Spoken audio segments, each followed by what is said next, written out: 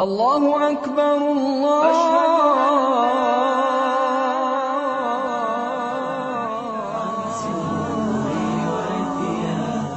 قلت نور حل ذاتي فاسألوني عن صلاتي طهرتني هذبتني من بسم الله الرحمن الرحیم و به نستعین.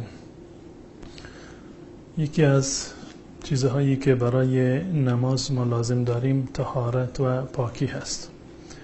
رسول الله صلی الله علیه و سلم فرمودند لا صلاة لمن لا وضوء له. کسی که وضو ندارد و در حالت طهارت و پاکی نیست نمازی هم ندارد. پس بنابراین برای نماز خواندن ما نیاز به وضو داریم و وضو را الله متعال در قرآن کریم برای ما شرح دادند، کیفیتش را که چه چیزهایی را و چه اعضایی را باید ما در هنگام وضو بشوریم.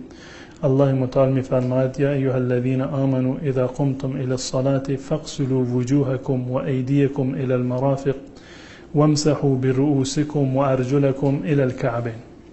در این آیه الله متعال به ما دستور داده که اعضای مخصوصی را یعنی دست و صورت و پاها را بشوریم و سر را مس بکنیم و این در واقع همان وضوء شرعی هست. در وضوء شرعی مواردی رو ما باید مد نظر داشته باشیم که از رسول الله صلی الله علیه و سلم برای ما نقل شده. معروفترین حدیثی که در این زمینه هست حدیث حضرت عثمان ابن عفان رضی الله تعالی عنه هست که حمران روایتش کرده، در صحیح بخاری هست و من بر اساس این روایت حضرت عثمان رضی الله تعالی عنه برای شما انشاءالله وضو خواهم گرفت. قبل از هر چیزی در هنگام وضو اون چیزی که لازم هست این مطلب هست که انسان باید نیت داشته باشد. نیت یعنی همین که شما بلند شدید قبل از نماز میخواید وضو بگیرید، رفتید کنار شیر آبی یا سر نهری، این به معنی نیت شما هست. لازم نیست که چیزی رو بر زبان بیاورید. همان اراده قلبی و تصمیمی که شما رو بلند کرده آورده کنار شیر آب، این در واقع همان نیت شما هست. و قبل از وضو بسم الله الرحمن الرحیم گفتن هست که رسول الله صلی الله علیه وسلم فرمودند لا صلاة لمن لا وضوء له ولا وضوء لمن لم یذکر اسم الله تعالی علیه. کسی که وضو ندارد نماز ندارد و کسی که قبل از وضو بسم الله نگوید وضوی ندارد. یعنی این که انسان باید قبل از وضو باید بسم الله الرحمن الرحیم را بگوید. آغاز وضو اونگونه که در حدیث حضرت عثمان رضی الله تعالی عنه آمده شستن دستها هست که دستها را رسول الله صلی الله علیه وسلم ابتدا تا بند دست می شستند. در تمام اعضای وضو یک بار شستن اعضا فرض هست. یک بار شستن دست، یک بار شستن چهره و یک بار مس کردن و یک بار شستن پاها فرض هست. اضافه بر آن 2 مرتبه شستن و 3 مرتبه شستن سنت هست. یعنی همین که شما یک مرتبه دستها را و صورت را پاها را بشورید و یک مرتبه سر را مس بکنید، یعنی این که وضوی شما وضوی کاملی هست. رسول الله صلی الله علیه وسلم هم یک مرتبه وضو گرفتند، یعنی هر عضوی را فقط یک مرتبه شستند و هم 2 مرتبه و هم 3 مرتبه در واقع وضو گرفتند. یک مرتبه اولش فرض هست و مرتبه دوم یا سومش در واقع سنت هست. و همین ترتیبی که در قرآن کریم آمده و همین ترتیبی که در احادیث رسول الله صلی الله علیه وسلم و کیفیت عملی رسول الله صلی الله علیه وسلم که وضو می گرفتند آمده، این را ما باید مد نظر داشته باشیم. قبل از هر چیزی شستن دستها هست. اما یک مطلب رو حتما باید مراعات بکنید که در مصرف آب اسراف نکنید. در روایت اومده که رسول الله صلی الله علیه وسلم با یک مد وضو می گرفتند. یک مد یعنی تقریبا چیزی حدود نصف لیتر هست. حتی کمتر از این اومده که نصف لیتر را 2/3 را رسول الله صلی الله علیه وسلم با این در واقع وضو می گرفتند. معنیش این است که رسول الله صلی الله علیه وسلم حتی اسراف در مصرف آب را برای انجام یک عبادت نمیپذیرفتند و ما باید این موارد را مراعات بکنیم. شیر آب را باید به اندازه‌ای که لازم هست باز بکنیم، نه این که زیاد این شیر آب را باز بکنیم تا آخر که اسراف بشود. این اندازه کافی که در واقع اسراف نشود شما می توانید شیر آب را باز بکنید. و اولین مرحله این است، بعد از نیت کردن و بعد از بسم الله الرحمن الرحیم 3 مرتبه شستن دسته ها، این شستن دست تا کف دست باشه و 3 مرتبه به این صورت دسته ها را میشورید. و یک مطلب دیگری که در حدیث اومده و در مورد وضو مهم هست، شستن براجم هست. براجم یعنی شستن این بنده های انگشت که پوست در واقع چین چین هست و امکان داره که خشک بماند. در هنگام وضو باید این موارد رو در واقع مد نظر داشته باشید و همچنین خلال کردن انگشتان رو که رسول الله صلی الله علیه و سلم فرمودن اسبغ الوضوء و خلل بین الاصابع، و در میان انگشتان خلال بکن، یعنی به این صورت. این مرتبه دوم بود و مرتبه سوم این الان کاملش هست، یعنی از 3 مرتبه بیشتر شستن که در واقع همون مفهوم اسراف هست. بعد از این که دستها را تا این مقدار شستیم وقت مزمزه هست و استنشاق. مزمزه و استنشاق یعنی این که آب را در دهان بکنیم و آب را در واقع بچرخانیم در دهان، این معنی مزمزه هست. و بعد از آن آب را در بینی کردن و با فشار نفس بیرون راندن، این معنی در واقع مزمزه و استنشاق هست. و کیفیتش به این گونه هست، رسول الله صلی الله علیه و سلم با یک کف آب هم آب را در دهان می‌کردند و هم در بینی می‌کردند. این از عمل رسول الله صلی الله علیه و سلم این گونه ثابت است. یعنی روشش به این گونه هست که ابتدا یک مقداری از این کف آب را در دهان و یک مقدار دیگرش را در بینی می‌کردند.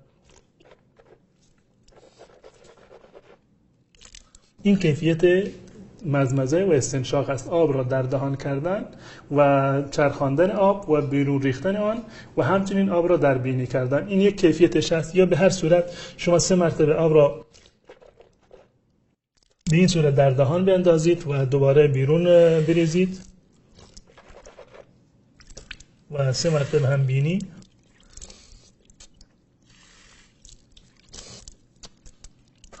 به این صورت شما در واقع مزمزه و استنشاق رو انجام دادید. و رسول الله صلی الله علیه و سلم در این زمینه توصیه زیادی رو کردن. بالغ فی الاستنشاق الا ان تکون صائما، هنگامی که بینی رو با آب تمیز میکنید در این زمینه مبالغه بکنید، با شدت این کار رو انجام بدهید مگر اینکه روزه باشید. و بالغ فی الاستنشاق الا ان تکون صائما، یعنی تمیز کردن دهان و خصوصا بینی در هنگام وضو خیلی مهم هست و باید در این زمینه حتما ما مراعات بکنیم و آب رو حتما در دهان و در بینی ببریم، حداقلش 1 مرتبه و حد اکثرش 3 مرتبه. و حتی بسیاری از علما معتقد هستند که این جزء واجبات وضو هست. خب پس بنابراین ما دستها رو شستیم، این مرحله اول بود. و مرحله دوم آب رو در دهان کردیم و آب در بینی، شستن دهان و بینی. مرحله سوم شستن چهره هست. در شستن چهره یک چیزی رو ما باید مد نظر داشته باشیم، اون حدود چهره هست. چهره را از کجا تا کجا باید شست. چهره یعنی اون چیزی که مواجهه با اون صورت میگیرد. وجه یعنی اون چیزی که وقتی که شما روبرو با یک کسی ایستادید برای اون فرد کاملا نمایان هست. یعنی چهره شما از جایی که مو در واقع میروید، از اینجا که مو میروید تا زیر چانه به صورت عمودی و طولی و عرضش از 2 تا لاله گوش، از این لاله گوش تا گوش دیگر، این قسمت باید کاملا شسته بشود. این قسمتی هست که فرض هست برای شما که در هنگام وضو این قسمت رو حتما باید بشورید. و شستنش هم به همین کیفیتی که عرض کردم، 1 مرتبه شستنش فرض هست و 3 مرتبه شستن یا 2 مرتبه شستنش سنت هست. به این کیفیت در واقع شسته میشن. سعی بکنید در مصرف آب اسراف نکنید. این کیفیت، این 1 کف آب هست که گرفتید و این 1 کف آب را به این صورت بر صورت خودتون میکشید. الان این 1 مرتبه شستن صورت هست. مرتبه، یعنی فرض کاملا انجام شده با یک مرتبه‌ای که شما به این صورت دست را به صورت میکشید همراه با آب، یعنی فرض را انجام دادید. اگر آب کم بود میتوانید به همین یک مرتبه اکتفا بکنید، وضوء شما درست هست. اما وضوء کاملتر که اسباغ وضوء هست که رسول الله صلی الله علیه و سلم فرمودند که اسبغ الوضوء، وضوء را کامل بکنید، با 3 مرتبه شستن هست. و 2 مرتبه دیگر من این عمل را انجام میدهم. این آب را به این صورت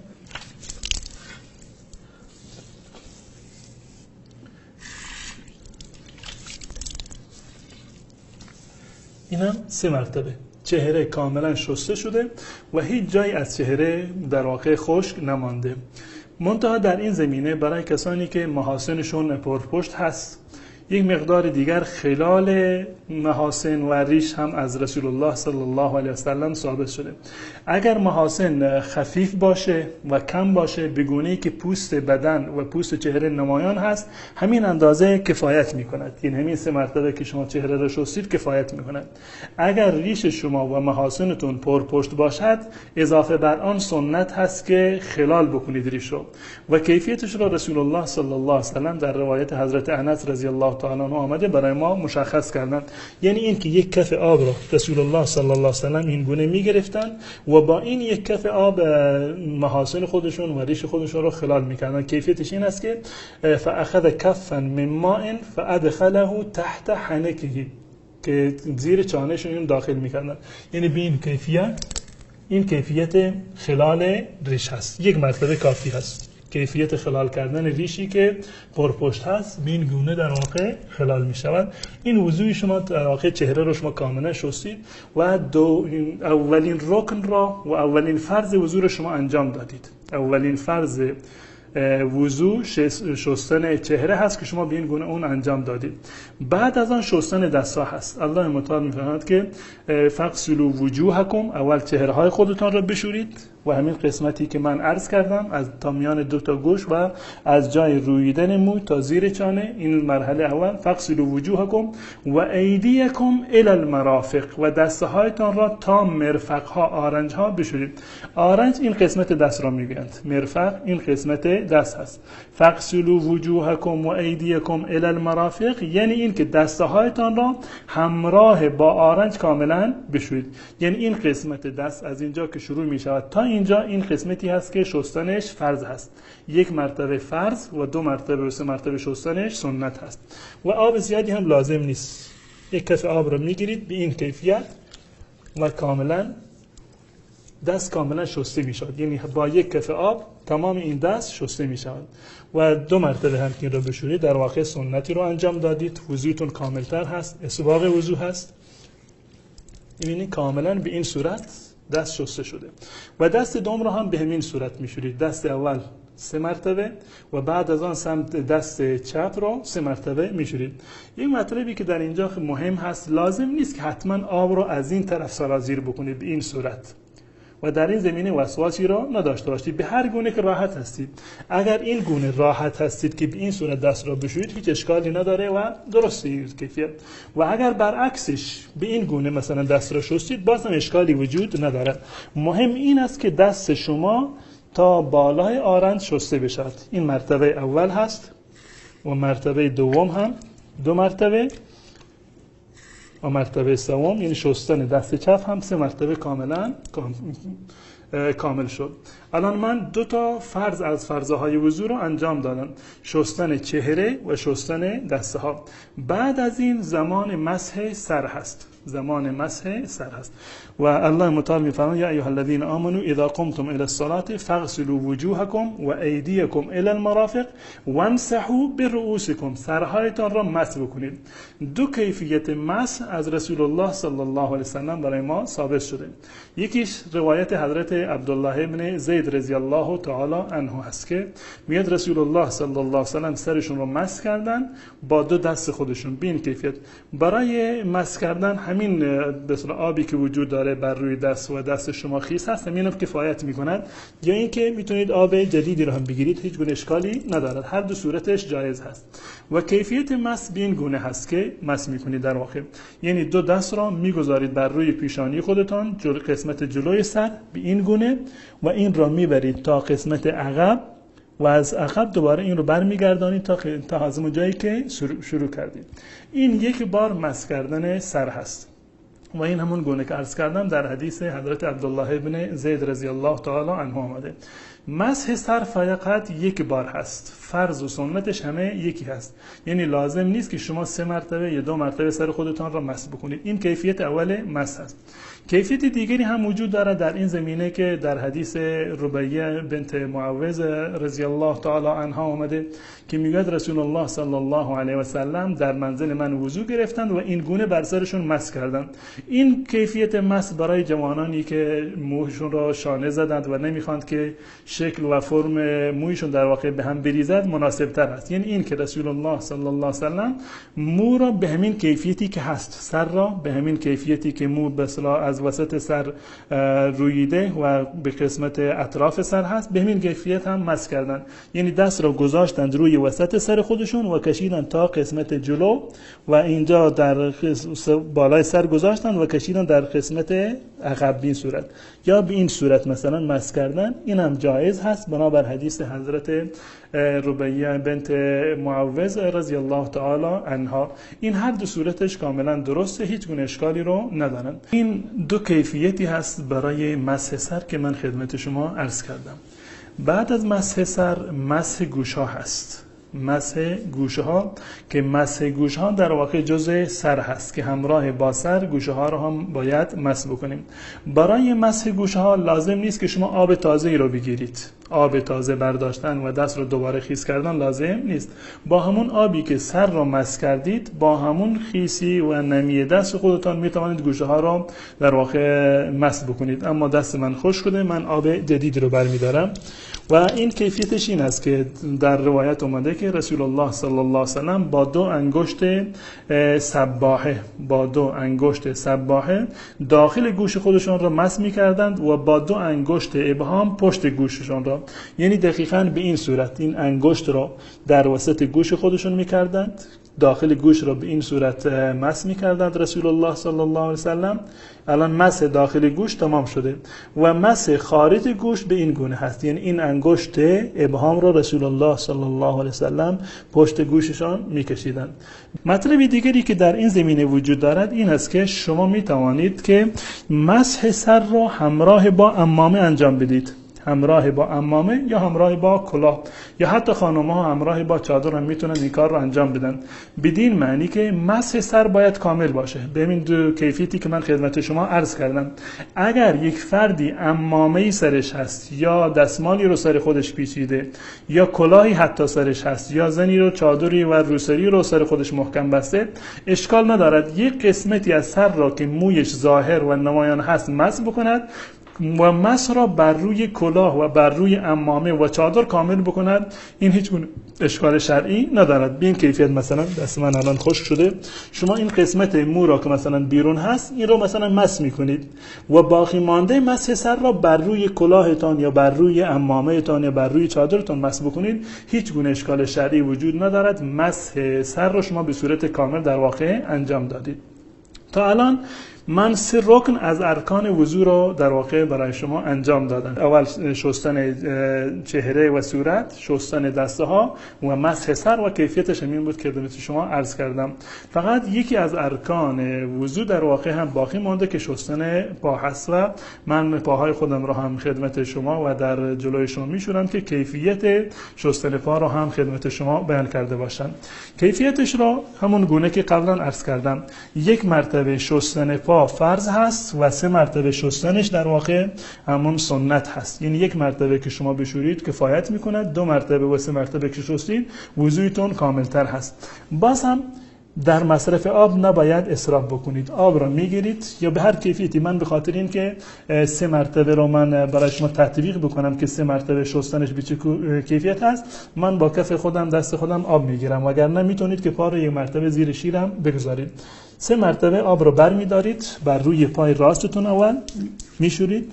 یعنی این رو من به خاطر این انجام میدم که یعنی شما مطمئن باشید که برای وضو گرفتن آب زیادی شما لازم ندارید. الان پای من با همین 1 کف آب کاملا شسته شده. یا اگر 2 مرتبه که این رو انجام بدیم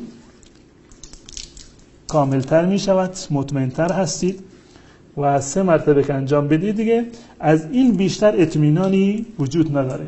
یعنی 100% الان پای من کاملا شسته شده.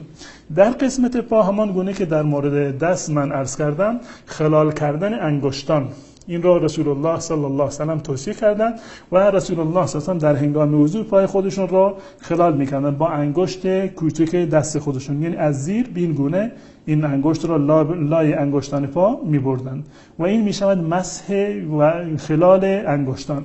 یا با انگشت سباحتون و انگشت اشاره هم می‌توانید به این گونه مثلا خلال انگشتان رو انجام بدهید. این کیفیت خلال کردن انگشتان پا. یا مثلا می‌تونید حتی یک مرتبه پایتان را زیر شیر هم اگر بگیرید به این کیفیت، باز هم اشکال شرعی وجود نداره و شما در واقع پایتان را به صورت کامل شستید.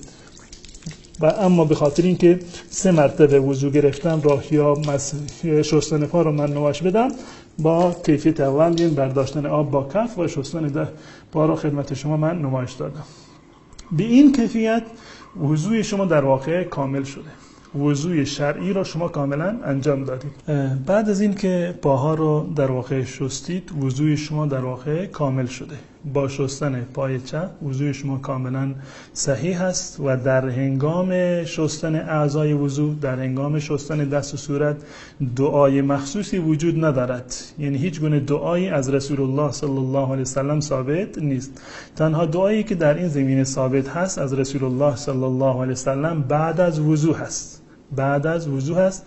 در روایت حضرت عمر ابن خطاب رضی الله تعالی عنه است که رسول الله صلی الله علیه وسلم فرمودند که هر کسی بعد از وضو این دعا را بخواند: اشهد ان لا اله الا الله وحده لا شریک له و اشهد ان محمدا عبده و رسوله.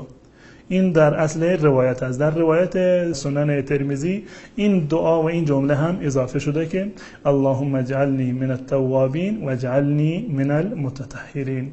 به این کیفیت شما وضوی کاملی رو گرفتید و طهارتی رو حاصل کردید و با این طهارت و این وضو شما می توانید که نماز رو یا این که تلاوت قرآن رو دست بزنید و در واقع قرآن رو تلاوت بکنید و هر مقداری که خواستید در واقع نماز بخوانید. و السلام علیکم و رحمت الله و برکاته. الله اکبر الله.